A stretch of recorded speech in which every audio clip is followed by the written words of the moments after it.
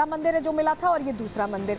दोनों मंदिरों की दूरी करीब बताया जा रहा है कि 2 किलोमीटर है। प्रशासन ने राधा कृष्ण जी का ये जो मंदिर मिला है इसे भी खुलवा दिया गया, प्रशासन की मौजूदगी है और अब यहाँ पर भी लोगों की भीड़ पहुंच रही है। और चलिए सबसे पहले जरा आपको तस्वीर दिखा रहे हैं हयात नगर के उस राधा कृष्ण मंदिर की। ये देखिए तस्वीर, देखिए ये ताला खोलने की तस्वीर है, ताले को तोड़ा जा रहा है और उसके बाद पूजा पाठ कैसे शुरू हुआ, क्योंकि लोगों के आराध्य जब यहाँ पता चला कि ताला खुल गया है तो लोग पहुंचने लगे पूजा पाठ के लिए।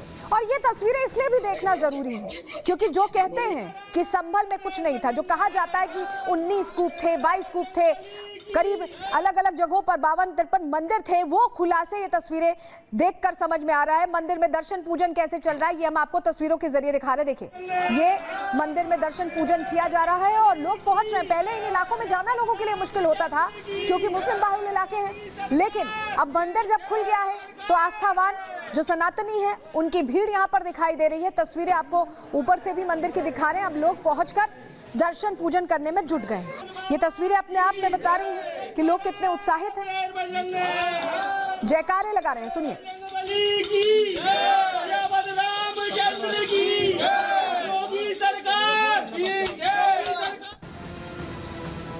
हमारे सहयोगी जतिन लगातार ग्राउंड रिपोर्ट तैयार कर रहे हैं। राधा कृष्ण मंदिर जब मिला तो वो वहीं पर थे, किस तरह का माहौल था, जरा वो माहौल भी आपको दिखा दे रहे हैं उनकी रिपोर्ट के जरिए। संभल में 46 साल बाद मंदिर के कपाट खुले, उसके बाद से विधिवत तरीके से मंदिर में पूजा अर्चना की जा रही है। आज बुधवार है, सुबह की तस्वीर मैं आपको दिखाऊं, जो भक्त है वो यहाँ पर पहुंच रहे हैं, पंडित जी भी बैठे हुए हैं। कल हमने देखा था कि उज्जैन के जो महाकाल का श्रृंगार जिस तरीके से होता है उसी तरीके से शिवलिंग का श्रृंगार किया गया और आज की भी आप यहाँ पर जो तस्वीरें देखेंगे तो आज भी पूजा अर्चना जो है वो की गई है, आरती जो है वो यहाँ पर की जाती है और भगवान हनुमान जी की जो प्रतिमा है वो भी यहाँ पर है। जो लोग यहाँ पर पूजा अर्चना करने आ रहे हैं वो कुएं की पूजा भी कर रहे हैं। धूप बत्ती आपको यहाँ पर साफ तौर पर जलती हुई नजर आ जाएगी। तो कहीं ना कहीं इस कुएं की मान्यता को लेकर जो प्रशासन है वो अब इसको रिवाइव करने के लिए जो काम है वो कर रहा है। तो चलिए ये आपने देख लिया, राधा कृष्ण मंदिर मिल गया, लेकिन मंदिर के पास कुआं भी मिला है। आपको याद होगा पहले जो खगुसराय में मंदिर मिला था वहां भी कुआं मिला था।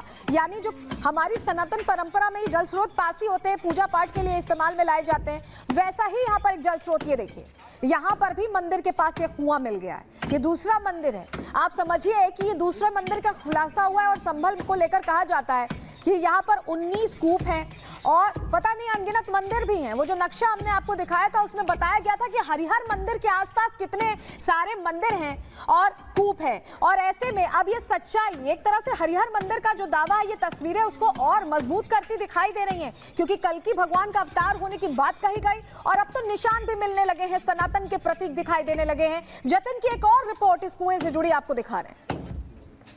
संभल के इतिहास को, संभल के 19 कूप को रिवाइव करने की एक तरीके से प्रशासन कोशिश कर रहा है। वो 19 कूप दरअसल कहाँ हैं वो हम आज आपको दिखाएंगे। साथ ही उनमें से कुछ कूप जिनकी पहचान कर ली गई है और वहाँ पर खुदाई का जो काम है वो भी शुरू कर लिया गया है, उसकी तस्वीरें भी हम आपको दिखाएंगे। लेकिन सबसे पहले ये मैप आप देखिए, एक कूप पर 19 में से एक कूप पर इस वक्त मैं मौजूद हूँ। इसको चतुर्मुख कूप बोला जा रहा है और ये नक्शा इस जगह पर बनाया गया है वो चतुर्मुख कूप। दरअसल मेरे पीछे ये जो पोस्टर आप देख रहे हैं इसके पीछे जो कूप है उसी को चतुर्मुख कूप जो है वो बताया जा रहा है। लेकिन सबसे पहले आप इस नक्शे को देखिए, इस नक्शे में चतुर्मुख कूप जो है वो दरअसल ये जगह है। हरि मंदिर जिसको फिलहाल शाही जामा मस्जिद बोला जाता है उसका मैप है और ये जो सर्कल आप देख रहे हैं दरअसल यही वो 19 कूप है जिसका एडमिनिस्ट्रेशन जिक्र कर रहा है। लेकिन सबसे पहले इस मैप को आप तक डिस्क्राइब करें, आपको इसी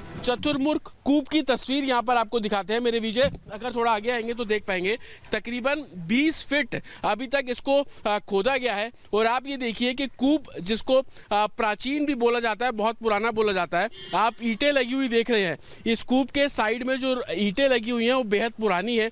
इस तरीके की जो पत्थर बोल लीजिए, ईंटें बोल लीजिए, जिसका इस्तेमाल कूप बनाने में पुराने समय में किया जाता था, वो पत्थर मिलना अब बेहद मुश्किल है। लेकिन इस कूपों को रिवाइव करने का जो काम है वो प्रशासन कर रहा है। तो जतिन की आप रिपोर्ट देख रहे थे, 2 मंदिरों को खुलासा जिस तरह से हुआ है, जतिन ने ही ये तस्वीरें दिखाई हैं, बताया कैसे ताला खुला, लेकिन आपके मन में एक सवाल होगा कि आखिर ताला क्यों लगा, मंदिर बंद क्यों थे? तो चलिए उस सवाल का जवाब आपको जल्दी से दे देते हैं, आपके सामने हम जानकारी रख रहे हैं। देखिए 1978 में संभल में भीषण दंगा हुआ था, कई दौर के दंगे हुए, लेकिन 1978 में सबसे ज्यादा भीषण दंगा ये हुआ था। दंगे में हिंदुओं का कत्लेआम किया गया था और दंगे के बाद हिंदुओं का यहाँ से पलायन हो गया, वो शहर छोड़कर चले गए, संपत्ति बेचकर चले गए और हिंदुओं ने सस्ते दामों में उस वक्त अपना घर बेचा था, मजबूर होकर, क्योंकि इस तरह का माहौल था। हिंदुओं के मंदिर पर तब से ही ताला लगा हुआ है और वो इलाके अब बदल गए हैं। मुस्लिमों ने मंदिर के पास का जो पूरा इलाका है उस पर कब्जा कर लिया और धीरे धीरे मंदिर की जमीनें सिकुड़ती गई। दंगे का खौफ आज भी हिंदुओं में बसा हुआ है और यही वजह है कि वो इस इलाके में आने से बचते थे, लेकिन अब जब मंदिरों को खोल दिया गया है, जब लोग अब समझ रहे हैं कि वो पहुंच सकते हैं, ताले खुल गए हैं, तो लोग बड़ी संख्या में पहुंच रहे हैं दर्शन पूजन के लिए। जरा तस्वीर देखिए, ये दंगा पीड़ितों की तस्वीर है जिनके परिवार उनसे जुड़े हुए थे, उन्होंने बहुत कुछ खोया उस दौरान। नम आंखों से वो अपनी कहानी बताने की कोशिश कर रहे हैं, क्योंकि उनके लिए ये वो दर्द है जिसे कोई भी कुरेदता है अगर तो उन्हें तकलीफ होती है। वो दौर जब उन्हें अपना शहर छोड़ना पड़ा, अपना घर छोड़ना पड़ा।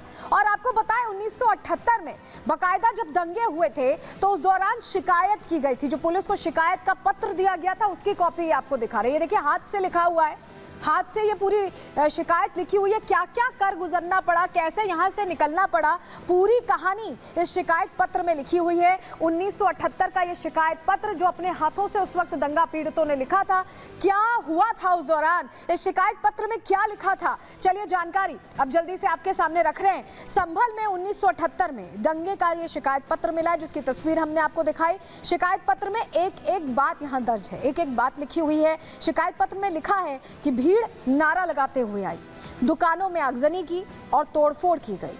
दंगाइयों ने कई दुकानों में लूटपाट भी की, यानी नुकसान पहुंचाया सीधा सीधा। शिकायत पत्र में 2700 नगद लूटने का जिक्र है। उस दौर में 1978 में 2700 कितने होते थे आप समझिए। 23,500 रुपए की खाद लूटने का भी जिक्र है और 23,500 भी उस दौर में कितने होते थे आप जरा समझिए। 1978 की हम बात कर रहे हैं, कितना बड़ा अमाउंट था उस दौर में, वो लूट का जिक्र है। और शिकायत पत्र में बाकायदा दंगाइयों के नाम लिखे हुए हैं, क्या क्या नाम लिखे हुए हैं ये भी देख लीजिए। इरफान, जुबैर, अच्छा आरती, सरदार गौस, ये वो लोग थे जिन्होंने उस वक्त दंगा किया था, यहाँ पर लोगों को प्रताड़ित किया था, हिंदुओं को खास तौर से प्रताड़ित किया था। बब्बू पल्लेदार, लल्ला, रिफागुल और नवाब गौस, ये वो नाम है। कासिम आरती, डॉक्टर अकील, अख्तर, जमील, ये कुल 12 आरोपी हैं जिनके नाम उस शिकायत पत्र में, जो भी हमने आपको तस्वीर के जरिए दिखाया था, उसमें लिखे हुए थे। पीड़ित ने लिखा था कि इन्हें पहचान सकता हूं, यानी पहचान वो सकते थे अगर उस वक्त कार्रवाई होती, लेकिन उस वक्त प्रशासन ने साथ नहीं दिया, कार्रवाई नहीं हुई। और दंगा पीड़ितों का जो दर्द है वो अभी भी अगर आप उनसे बात करेंगे तो उनकी आंखें भर जाती हैं।